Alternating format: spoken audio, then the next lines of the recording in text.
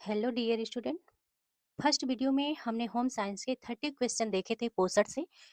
आज हम 31 से क्वेश्चन करने जा रहे हैं, तो बने रहिए हमारे साथ लास्ट तक। आपको काफ़ी सारे क्वेश्चन देखने को मिलेंगे। ये सारे पीवाईक्यू क्वेश्चन रहेंगे और आपने यूजीसी नेट होम साइंस से करना चाह रहे हैं तो उसके लिए भी हमारे साथ बने रहिएगा। हम सारे प्रीवियस ईयर क्वेश्चन आपको कराएंगे, सॉल्व कराएंगे क्वेश्चन आंसर।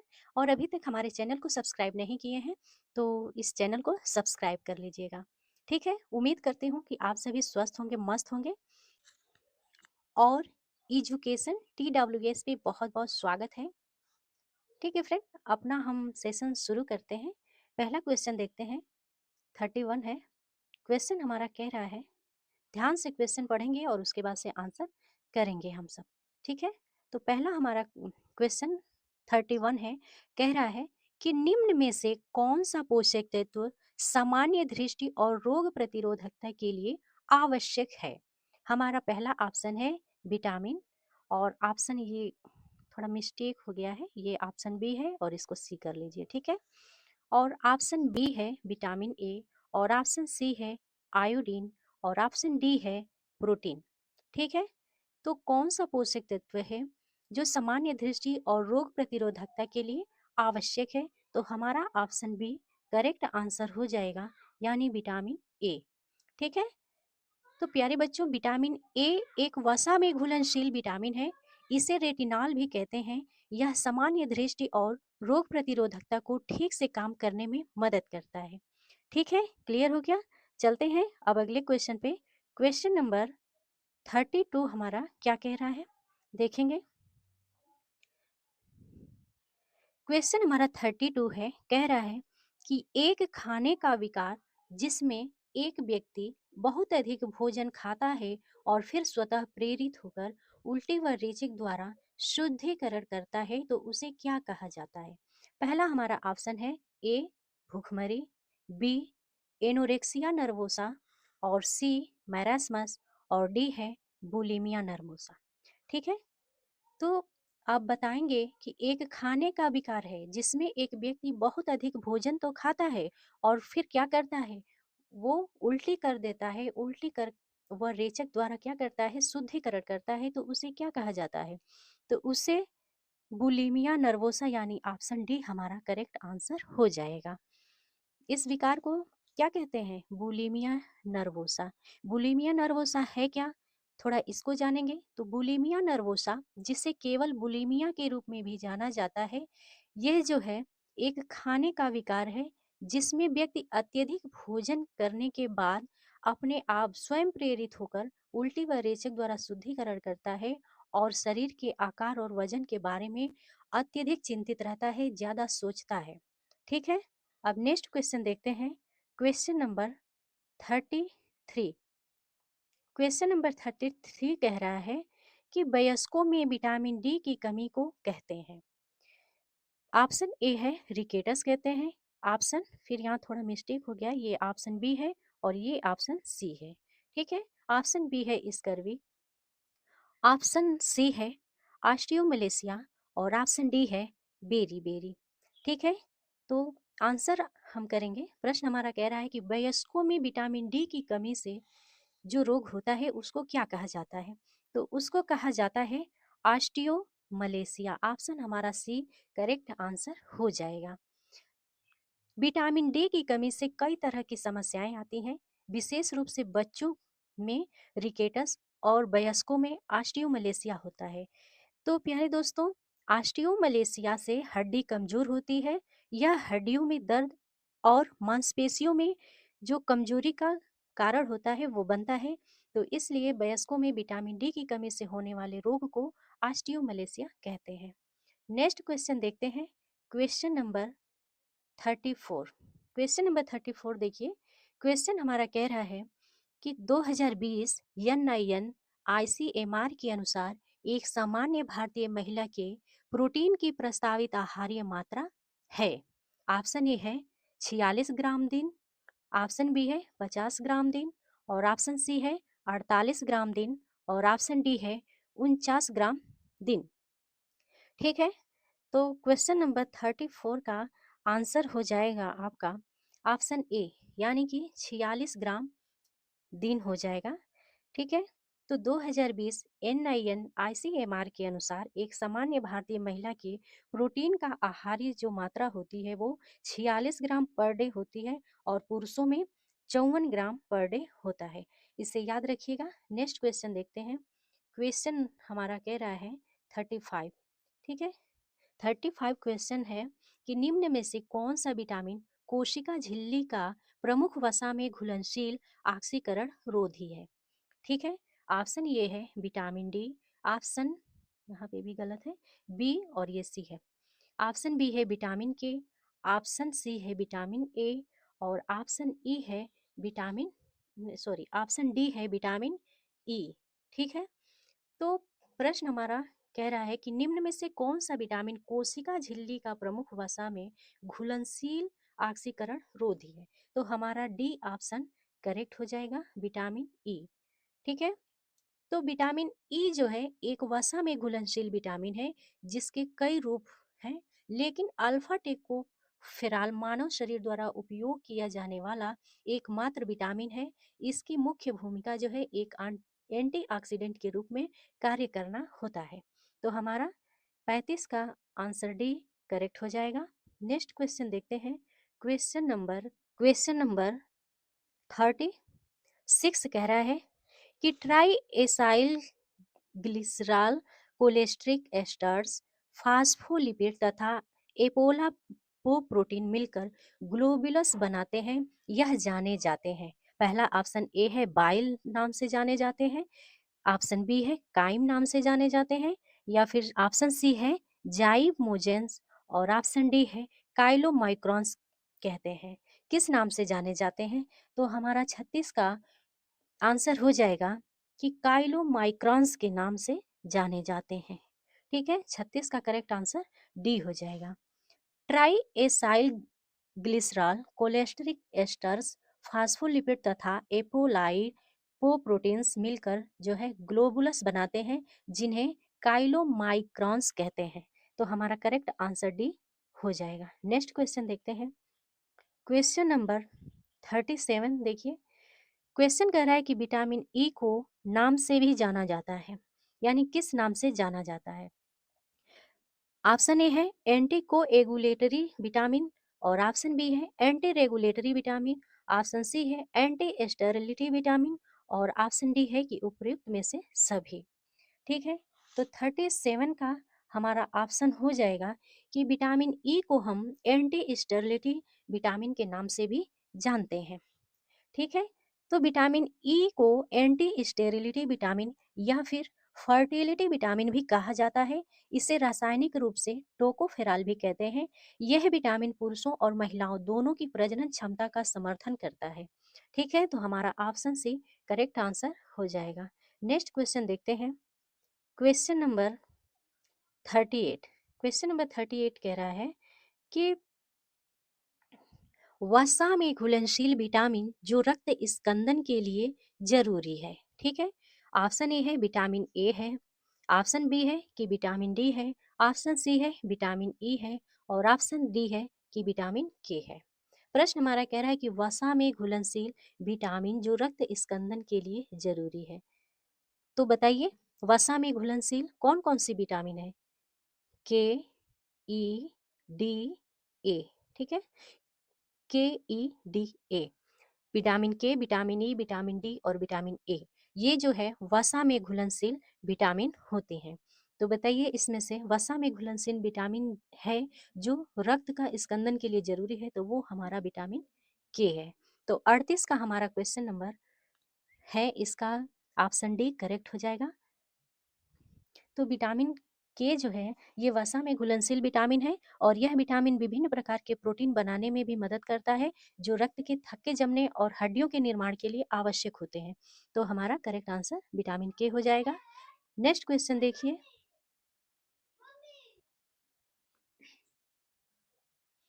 क्वेश्चन नंबर 39 कह रहा है कि भूनने और पकाने की एक संयुक्त विधि है। क्या है। पहला ऑप्शन ए है पोचिंग, बी ऑप्शन है ग्रिलिंग, और सी ऑप्शन है ब्रेंजिंग, और डी ऑप्शन है ब्रोइलिंग। तो भूनने और पकाने की एक संयुक्त विधि है जिसे हम ब्रेंजिंग के नाम से जानते हैं। तो 39 का हमारा करेक्ट आंसर सी हो जाएगा। तो ब्रेंजिंग एक टाइट फिटिंग वाले ढक्कन वाले पैन में भूनने और पकाने की एक संयुक्त विधि है जो पात्र में मसाला मिलाने के बाद भोजन को धीरे से पकने दिया जाता है। तो वही भूनने और पकाने की एक जो मिश्रण वाली संयुक्त विधि है उसे क्या कहा जाता है? ब्रेंजिंग कहा जाता है। तो 39 का हमारा सी करेक्ट आंसर हो जाएगा। नेक्स्ट क्वेश्चन देखिए। क्वेश्चन नंबर 40 कह रहा है कि वनस्पति मूल के खाद्य पदार्थों में कौन सा पानी में घुलनशील विटामिन उपस्थित नहीं होता है? ध्यान रखिएगा। क्वेश्चन हमारा है कि वनस्पति मूल के खाद्य पदार्थों में कौन सा पानी में घुलनशील विटामिन उपस्थित नहीं होता है? ऑप्शन ए है थायमीन, ऑप्शन बी है साइनोकोबालामीन और ऑप्शन सी है फोलिकम और ऑप्शन डी है पायरिडॉक्सिन। तो करेक्ट आंसर आपका हो जाएगा कि जो साइनोकोबालामिन है ये जो है पानी में घुलनशील विटामिन उपस्थित नहीं होता है।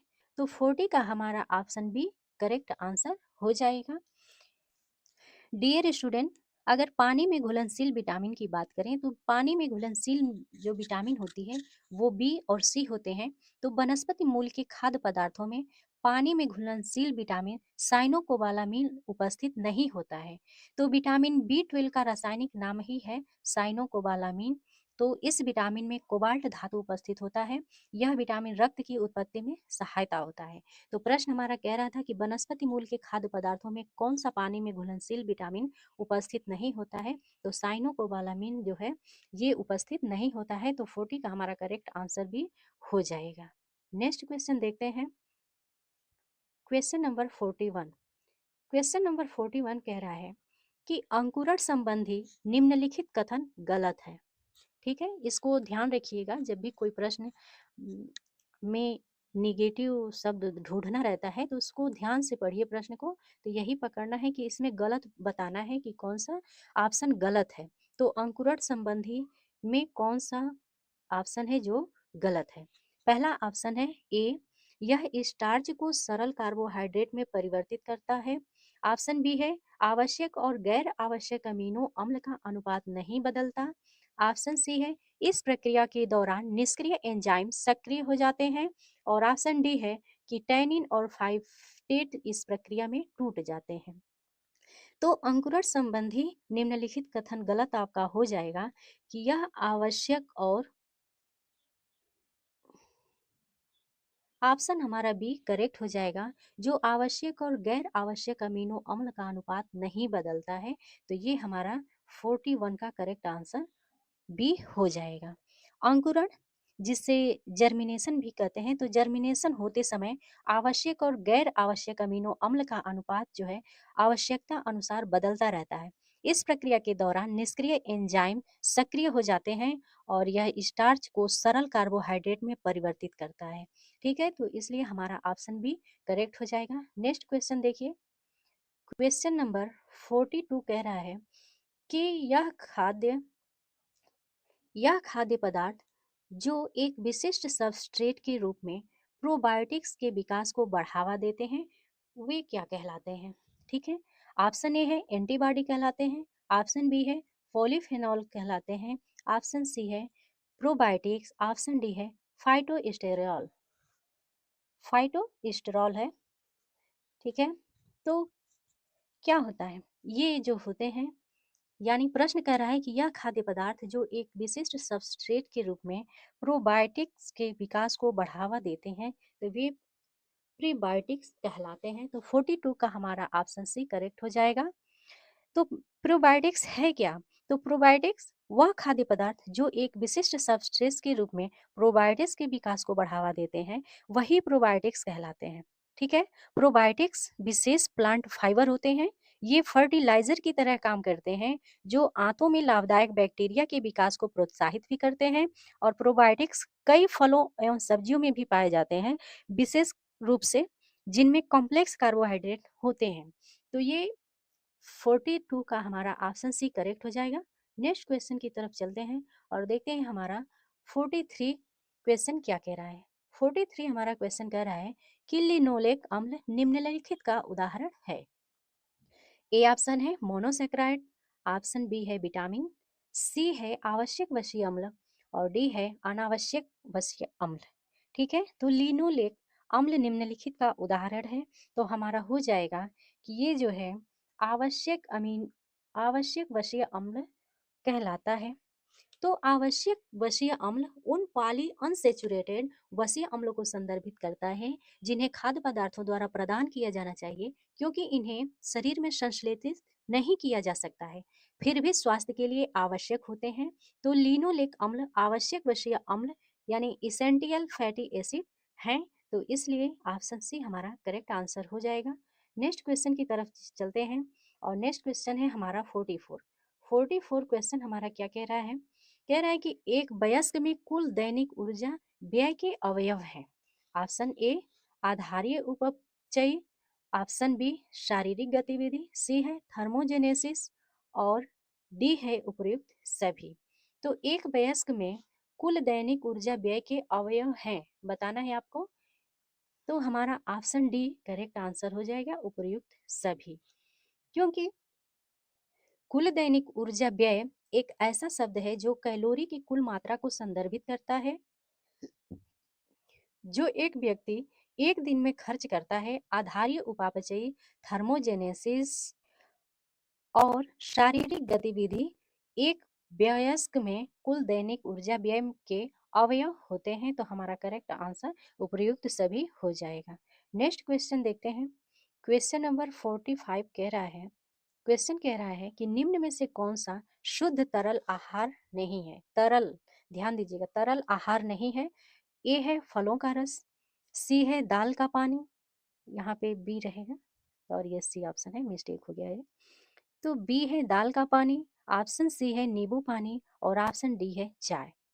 तो आपका ऑप्शन बी करेक्ट हो जाएगा। दाल का जो पानी है ये तरल आहार में नहीं आता है।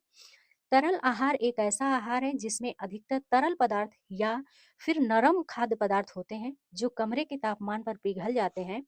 तरल आहार आमतौर पर पर्याप्त जल योजन प्रदान करने में मदद करते हैं और कुछ महत्वपूर्ण इलेक्ट्रोलाइट्स जैसे सोडियम पोटेशियम प्रदान करते हैं। तो उपयुक्त विकल्पों में दाल का जो पानी है ये शुद्ध तरल आहार नहीं है, तो हमारा ऑप्शन बी करेक्ट आंसर हो जाएगा।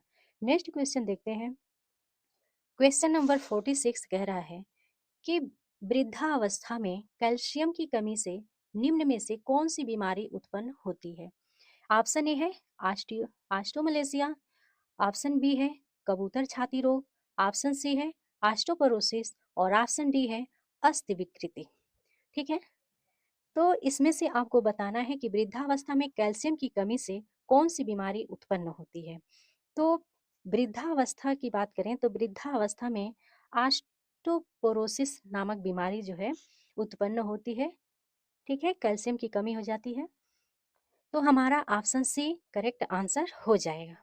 वृद्धावस्था में कैल्शियम की कमी से ऑस्टियोपोरोसिस या ऑस्टोपोरोसिस नामक बीमारी होती है। इसके कारण जो है हड्डी नाजुक हो जाती है और अंग अस्थि भंग की संभावना बढ़ जाती है। और बच्चों में कैल्शियम की कमी से कौन सा रोग होता है, तो रिकेटस नामक रोग हो जाता है। इसके कारण हड्डी नरम और पैर झुक जाता है, तो हमारा ऑप्शन सी करेक्ट आंसर हो जाएगा। नेक्स्ट क्वेश्चन देखते हैं। क्वेश्चन नंबर 47 कह रहा है कि वृद्धि के दौरान बच्चों को किस अमीनो अम्ल की आवश्यकता होती है। ठीक है, किस अमीनो अम्ल की आवश्यकता होती है। ऑप्शन ए है लाइसिन, ऑप्शन बी है थ्रियोनाइट और ऑप्शन सी है हिस्टाडीन और ऑप्शन डी है वेलाइन। ठीक है, तो बच्चों में अमीनो अम्ल की आवश्यकता होती है वृद्धि के दौरान, तो वो कौन सा इसमें से अमीनो अम्ल है जिसकी आवश्यकता होती है, तो हमारा हो जाएगा lysine. Option A correct answer होगा। मानव शरीर को प्रोटीन बनाने के लिए अमीनो अम्ल की आवश्यकता होती है जो खाद्य पदार्थों को विभाजित करते हैं। अमीनो अम्ल जो है संयुक्त होने पर प्रोटीन बनता है। लाइसिन तात्विक अमीनो अम्ल है जो सोमेटोट्रोपिक असिस के माध्यम से छोटे बच्चों के वृद्धि हार्मोन के मुक्त होने से संबंधित है। तो अतः ये क्या होगा, ये अमीनो अम्ल बच्चों के वृद्धि एवं मांसपेशियों के विकास में महत्वपूर्ण भूमिका निभाता है, तो इसलिए हमारा ऑप्शन ए करेक्ट आंसर हो जाएगा इसका लाइसिन। नेक्स्ट क्वेश्चन देखते हैं। नेक्स्ट क्वेश्चन है 48। क्वेश्चन हमारा कह रहा है कि रक्त में शर्करा की सामान्य मात्रा होती है। ठीक है। ऑप्शन ए है 80 मिलीग्राम 100 मिलीग्राम रक्त में।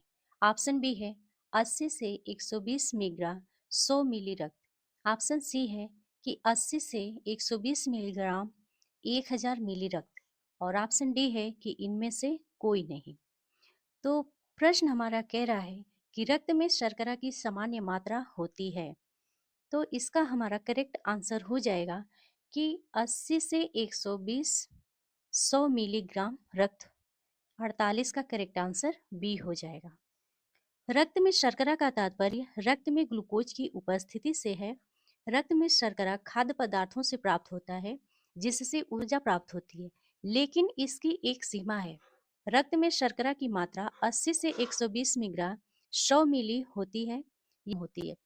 यदि रक्त में शर्करा की अधिक मात्रा या स्तर अधिक हो जाता है तो यह स्थिति मधुमेह कहलाती है। यदि रक्त में शर्करा की मात्रा कम हो तो उसे हाइपोग्लाइसीमिया कहते हैं। ठीक है, तो हमारा करेक्ट आंसर ऑप्शन बी हो जाएगा। नेक्स्ट क्वेश्चन देखते हैं। क्वेश्चन नंबर 49 कह रहा है 49 कि शरीर की रोगों से संघर्ष करने की शक्ति को कहते हैं। ऑप्शन ए है निःसंक्रमण। ऑप्शन बी उद्भवन अवधि। ऑप्शन सी रोग प्रतिरोधक क्षमता। ऑप्शन डी इनमें से कोई नहीं। तो शरीर में रोगों से संघर्ष करने की शक्ति को कहते हैं रोग प्रतिरोधक क्षमता। ऑप्शन सी करेक्ट आंसर हो जाएगा। ठीक है, क्योंकि शरीर में प्रवेश करने वाले सभी प्रकार के हानिकारक कारकों जैसे बैक्टीरिया, वायरस, विषाक्त पदार्थ आदि से स्वयं की रक्षा करने की शरीर की क्षमता को प्रतिरक्षा यानी इम्यूनिटी कहते हैं।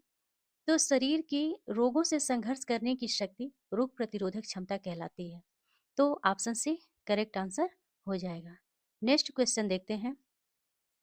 Question number 50।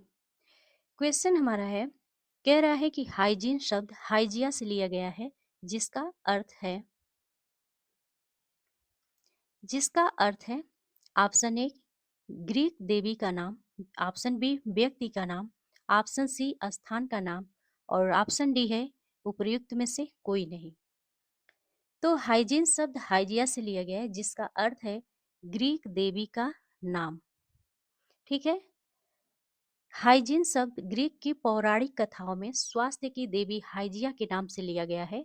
तो देवी हाइजिया स्वच्छता का प्रतिनिधित्व करती हैं, तो इसलिए इसका अर्थ हो जाएगा कि ग्रीक देवी का नाम है। तो 50 का करेक्ट आंसर ऑप्शन ए हो जाएगा। नेक्स्ट क्वेश्चन देखते हैं। क्वेश्चन नंबर 51 है कह रहा है कि पाश्चुरीकरण किसके संरक्षण की विधि है। तो ऑप्शन ए है पनीर, बी पेय पदार्थ, सी सब्जी, डी दुग्ध। तो पाश्चुरीकरण किसके संरक्षण की विधि है, तो ये दूध से संबंधित विधि है। तो 51 का करेक्ट आंसर ऑप्शन डी हो जाएगा। पाश्चुरीकरण का प्राथमिक लक्ष्य दूध में मौजूद रोगजनक जीवों को नष्ट या निष्क्रिय करके खाद्य सुरक्षा को बढ़ावा देना है। इस प्रक्रिया की खोज लुई पाश्चर ने की थी। पाश्चुरीकरण प्रक्रिया में दूध को एक निश्चित अवधि के लिए एक विशिष्ट तापमान पर गर्म करके तुरंत ठंडा कर दिया जाता है ताकि हानिकारक बैक्टीरिया नष्ट हो जाएं। इस प्रक्रिया में सभी बैक्टीरिया नष्ट नहीं होते हैं। तो पाश्चुरीकरण दूध संरक्षण की विधि है, तो ऑप्शन डी करेक्ट आंसर हो जाएगा। नेक्स्ट क्वेश्चन देखते हैं। क्वेश्चन नंबर 52 कह रहा है कि पोषण आहार विज्ञान के जनक हैं, यानी पोषण आहार विज्ञान के जनक कौन है। ऑप्शन ए लेवोइजर, बी है अतवाटर, सी है पेटे कोफर और ऑप्शन डी है बोइट। पोषण आहार विज्ञान के जनक लेवोइजर है। ठीक है, तो 52 का हमारा करेक्ट आंसर ए हो जाएगा। पोषण की मनोवैज्ञानिक प्रक्रिया से संबंधित विज्ञान को पोषण विज्ञान कहा जाता है। जो फ्रांसीसी वैज्ञानिक एंटोनी लेवोइजर जो है उन्होंने पोषण विज्ञान का खोज किया था, तो इसलिए उन्हें पोषण विज्ञान का जनक कहा जाता है। इन्होंने पहली बार उपापचय यानी मेटाबॉलिज्म की अवधारणा की खोज की थी। तो 52 का हमारा आंसर ए लेवोइजर हो जाएगा। नेक्स्ट क्वेश्चन देखते हैं, क्वेश्चन नंबर 53। क्वेश्चन नंबर 53 कह रहा है कि जैविक मूल्य का प्रयोग किसकी गुणवत्ता माप के लिए होता है? ऑप्शन ए कार्बोहाइड्रेट की, बी प्रोटीन की, सी वसा की, डी विटामिन की। तो जैविक मूल्य का प्रयोग प्रोटीन की गुणवत्ता माप के लिए होता है। ठीक है, तो 53 का हमारा ऑप्शन बी करेक्ट आंसर हो जाएगा। जैविक मूल्य भोजन से अवशोषित प्रोटीन के अनुपात की एक माप है। जैविक मूल्य यह दर्शाता है कि पचे हुए प्रोटीन का उपयोग जीव की कोशिकाओं में प्रोटीन संश्लेषण में कितनी आसानी से किया जा सकता है। ठीक है, तो जैविक मूल्य प्रोटीन की होती है, आंसर हमारा बी हो जाएगा। नेक्स्ट क्वेश्चन देखते हैं, क्वेश्चन नंबर 54 कह रहा है कि ICMR NIN 2020 RDS सारणी के अनुसार सामान्य आधारीय चयापचय दर पर संदर्भित भारतीय महिला एवं पुरुष का वजन निश्चित हुआ है। ऑप्शन ए है 60 किलोग्राम पुरुष एवं 50 किलोग्राम महिला, बी है 65 किलोग्राम पुरुष एवं 55 किलोग्राम महिला, ऑप्शन सी 49 किलोग्राम पुरुष एवं 45 किलोग्राम महिला, ऑप्शन डी है 62 किलोग्राम पुरुष एवं 52 किलोग्राम महिला। तो इसका ऑप्शन बी करेक्ट आंसर हो जाएगा। ICMR NIN 2020 RDS सारणी के अनुसार सामान्य आधारित चयापचय दर पर संदर्भित जो भारतीय पुरुष और महिला का वजन है, तो पुरुष का 65 किलोग्राम और महिला का 55 किलोग्राम निश्चित हुआ है। तो ऑप्शन बी हमारा करेक्ट आंसर हो जाएगा 54 का। नेक्स्ट क्वेश्चन देखते हैं,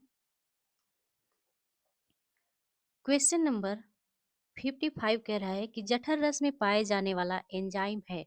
option A amylase, B pepsin, C lipase, D trypsin. तो जठर रस में पाए जाने वाला एंजाइम है पेप्सिन है। तो 55 का हमारा आंसर ऑप्शन बी करेक्ट हो जाएगा। जठर रस यानी गैस्ट्रिक जूस जो होता है, तो जठर रस में पाए जाने वाला एंजाइम पेप्सिन है जो प्रोटीन को पेप्टोन्स में तोड़ता है। नेक्स्ट क्वेश्चन देखते हैं,